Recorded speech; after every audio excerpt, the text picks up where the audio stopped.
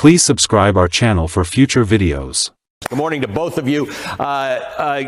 Miles, you're in good company, apparently, being accused of either treason or hating America or being a radical or whatever the case may be. Yesterday was a remarkable demonstration, almost a 50% increase in the number of people who turned out to the last No Kings rally. And the messages were pretty clear. The energy was palpable. And Allie, I also have to say before we start, you were on fire yesterday. And you're on fire today. And you should know that there were people in the crowd saying that who'd been watching your coverage on the way in. So good on you, good on this program for covering this so effectively and thoroughly. And I'll say, Allie, look, the president of the United States has made very clear whether it is the actions against me or against law firms or against other enemies or other sectors of society that he does genuinely view dissent and criticism as treason. And if that is true, we saw 7 million very proud traitors in the streets yesterday, but that's not what they were. What I saw on the streets of Washington, D.C. was patriotic Americans exercising their First Amendment rights peacefully, and there wasn't a single terrorist, rioter, or paid protester in sight. And I don't think we should let those words go, those words that were leveled against these protesters before they took the streets, because it's a very alarming indication of where our country's headed and the disregard for First Amendment protected speech. And Jen, when you look back at history, because everybody who protests for freedom or democracy anywhere in the country, including in 1776 when the Americans did it, were called traitors by the people in power at the time. You saw it in the Arab Spring. You see it all over the world today. You see it in Hungary. You see it in India. You see it in Turkey. You see it all over the world.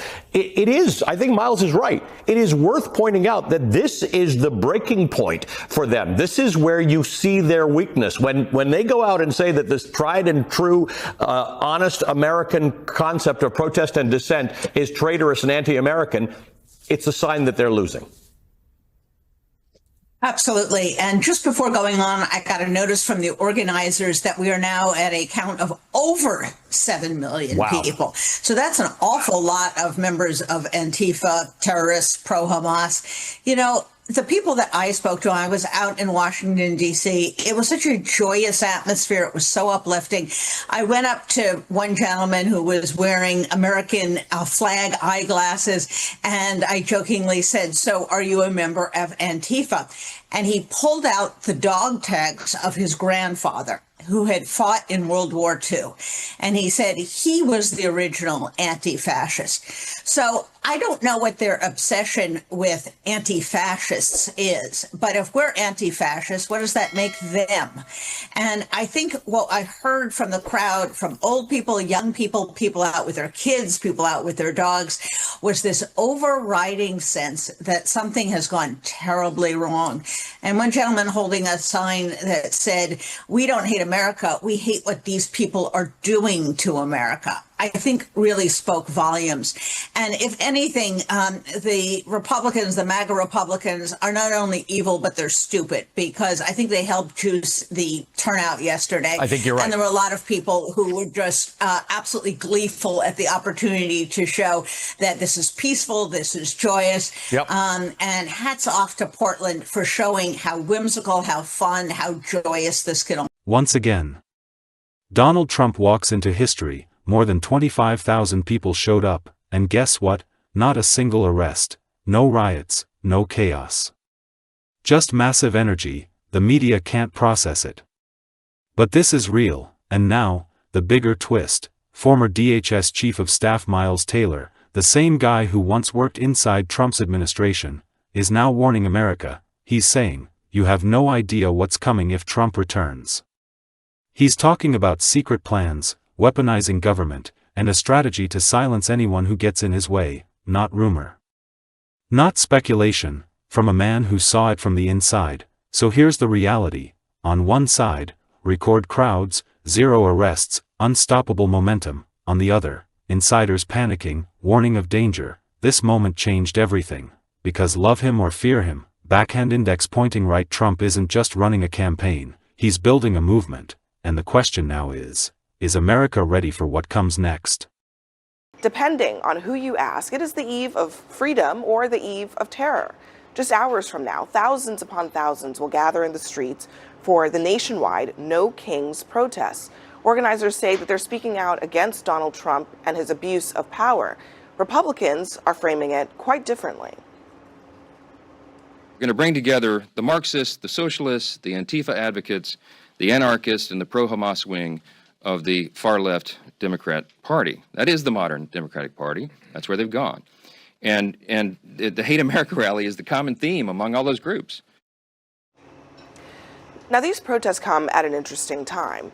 The government is still shut down, 3 weeks now. Both sides aren't even talking, and now top Democrats are going after Caroline Leavitt for some extreme accusations that she leveled against the party's base.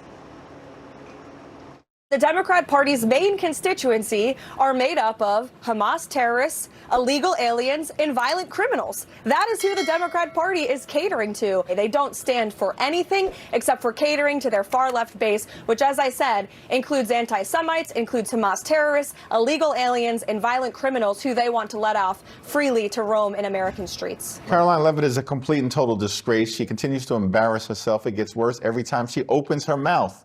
She's lying about something.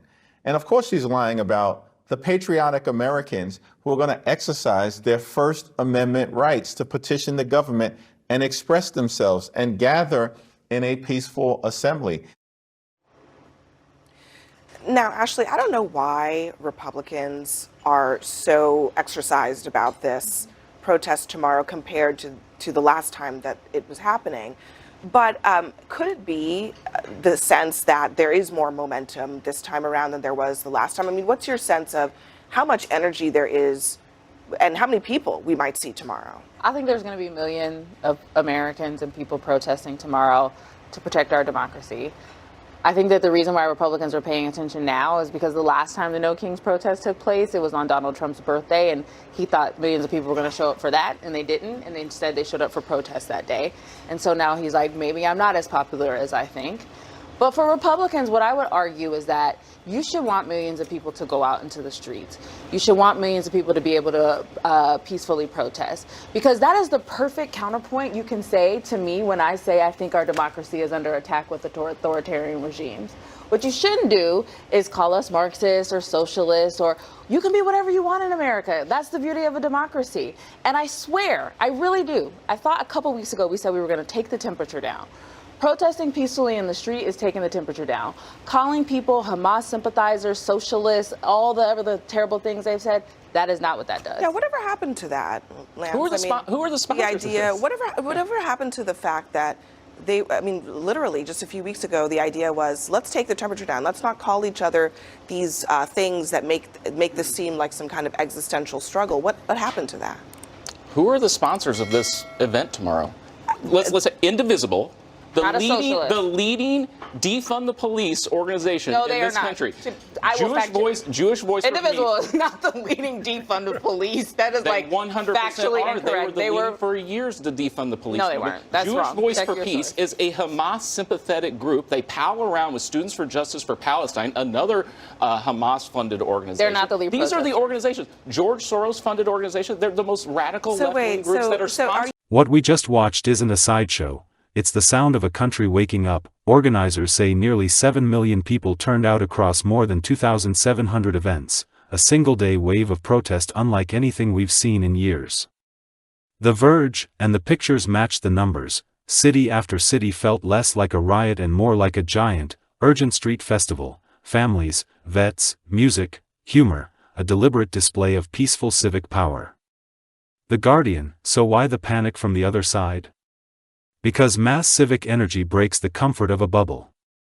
When millions show up and there are no mass arrests and no chaos, it exposes the emptiness of the fear narrative that was being sold, that protesters are terrorists or puppets of extremists. That framing collapsed on the ground today. The Guardian, meanwhile, on TV and in press rooms, the administration and allies tried to change the subject, casting organizers as extremists and attacking Democratic staffers by name. That performative outrage isn't a rebuttal, it's a roadmap for what they'll do next: delegitimize, criminalize, and then try to silence. Look at the messaging, from Speaker Johnson's accusations to the White House posture. It's defensive because they now feel vulnerable. Politico 1, here's the real deal. protests alone don't win long-term change. But what we saw today is the most important ingredient: people deciding they won't be quiet anymore. Turnout without follow-through is a headline. Turnout with organizing, phone banks, candidate recruitment, local runs and votes is power. So end your clip with this: this wasn't a party, it was a warning. Be visible today. Be organized tomorrow. Vote and insist your leaders act. Democracy only survives when we do.